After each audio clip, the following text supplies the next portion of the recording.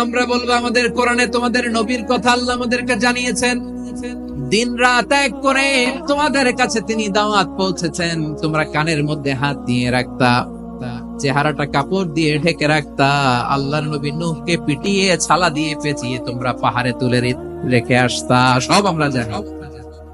আমরা যখন বলবো এই কথা, নূহের উম্মত চুপসে যাবে।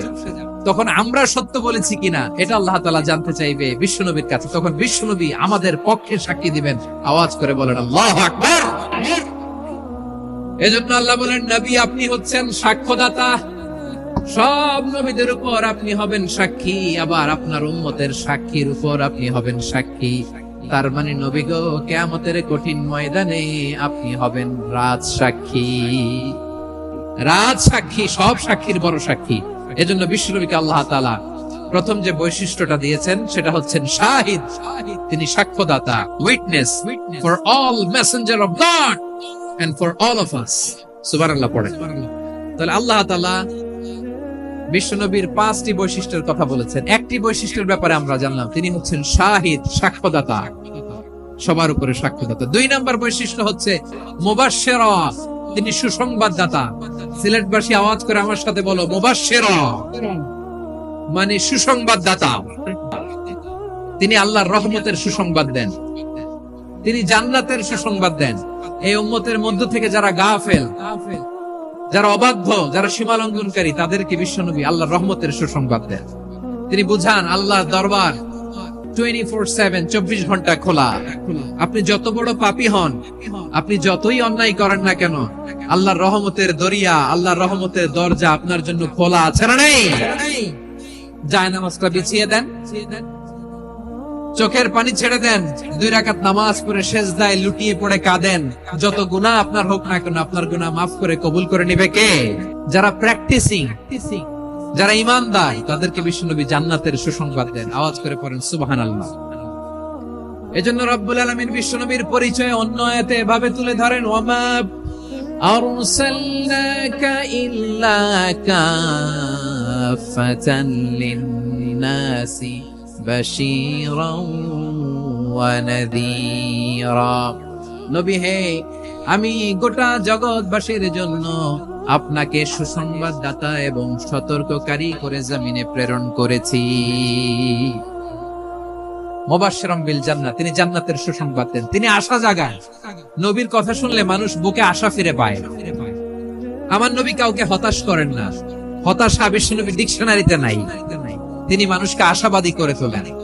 বিশ্বনবীর কথা শুনলে মানুষের হৃদয় নরম হয়, তারা আশা ফিরে পায়। বিশ্বনবীর মুখ নিঃসৃত পবিত্র প্রতিটি কথাই আশা জাগানিয়া। সুবহানাল্লাহ পড়েন। আপনি প্রিয় নবীর মুখ নিঃসৃত বাণীগুলো পড়েন, কথামালাগুলো শোনেন, দেখবেন আশা পাবেন, মুখে আশা পাবেন, ভালোবাসা পাবেন। কারণ তিনি এমন সত্তা, এমন পার্সোনালিটি, তার কথা শুনলে হৃদয় নরম হয়ে যায়।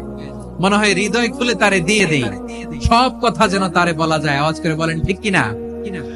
সে কোন বন্ধু বলো বেশি বিশ্বস্ত, সে কোন বন্ধু বলো বেশি বিশ্বস্ত, কার কাছে মন খুলে দেয়া যায়, কার কাছে সব কথা বলা যায়, হওয়া যায় বেশি আশ্বস্ত। তার নাম আহমদ, বড় বিশ্বস্ত।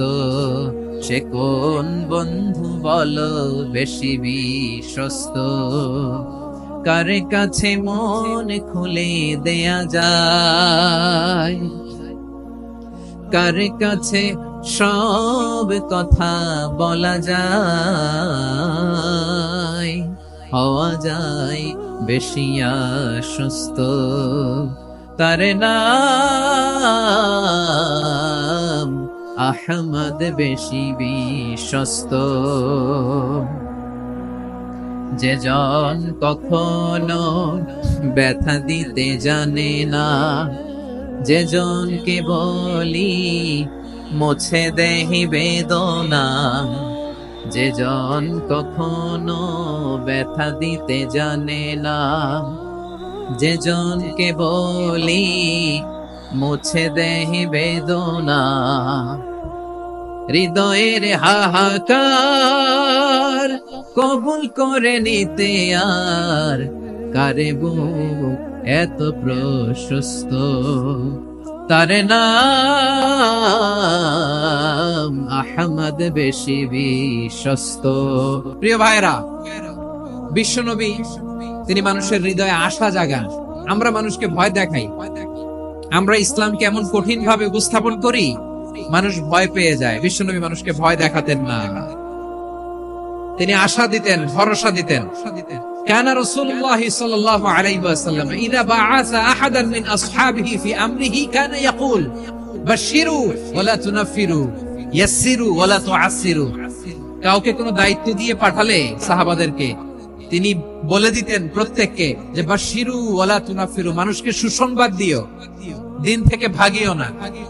সহজভাবে ইসলামকে উপস্থাপন করো, ইসলামের শিক্ষাটাকে জটিল করে উপস্থাপন করো না। সুবহানাল্লাহ, কত চমৎকার, কত সুন্দর আমাদের ধর্ম।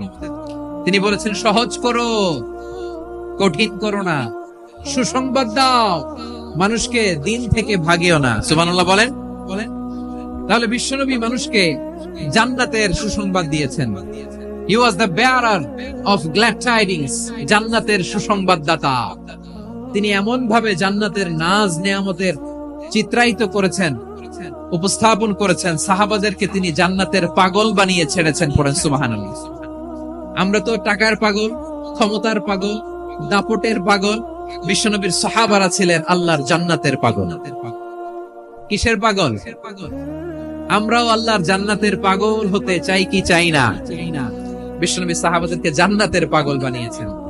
বদরের ময়দানে এই পাশে কোরাইশ, এই পাশে মুসলমানেরা। বিশ্বনবী জালামি ভাষণ দিলেন, বললেন কুমু ইলা জান্নাতিন আরদুহাস সামাওয়াতি ওয়াল আরদ উইদ্দাত লিল মুত্তাকিন। আমার সাহাবারা, ওই জান্নাতের দিকে ছোট,